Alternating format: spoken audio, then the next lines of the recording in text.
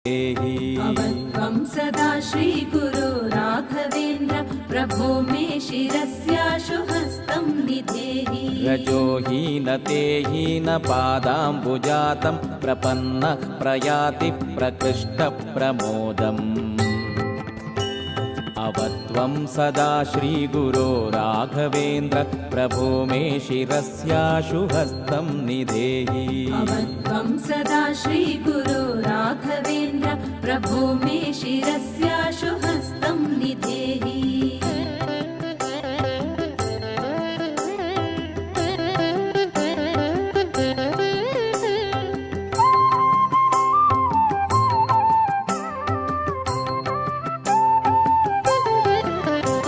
घनानन्दते पादपद्मं प्रविन्दन् अनन्दोऽप्यमन्दं सदानन्दमेते।